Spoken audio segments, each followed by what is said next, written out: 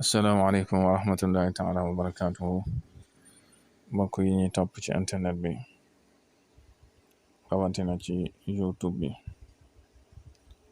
muy chaîne bi Serigne Djily TV ñu ngi leen di nuyu di leen ziyaara di beral nuyoo nag ñi nga xam ne ñoo abonné ci chaîne bi te di ko topp tey nag dañ leen a bëgg a may tegtal boo xam ne ku jëm ci dëkk wala nga jëm ci mbooloo bëgg ñu weg la bàyyi la xel ndax léeg-léeg lu mel noonu day am kilifa yi daanañ ko def te loolu lépp ay pàgguteef ci la xam na alxuraan moom bàyyiwul dara bàyyiwul lenn bàyyiwul fenn tegtal bi nag mi ngi nii boo jëmatee ci mbooloo wala nga jub ab dëkk dangay jàng bismillahi arrahmani irrahim wa tuuri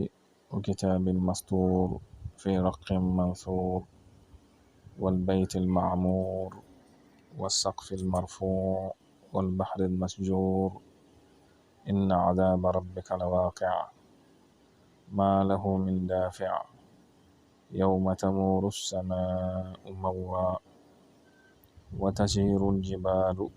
boo yegsee ci wa tasiiru al-jibaalu doo wax sayran dangay wax say leen jëm ci man danga naan say leen jëm ci man wa tasiiru al-jibaalu say leen jëm ci man boo ko defee soogu dugg ci mbooloo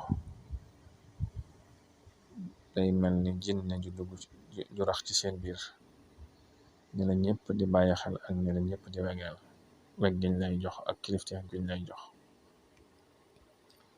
tegtal bi nag lu wér la te mu jarrabun saxiix la kon baaxe naa la ko na nga ko boole ci say pàgguteef te ngeen wéy di abonné ci chaîne bi ndax bokk na ci lu koy dundal wassalaamu aleykum wa rahmatullahi taala wa barakaatu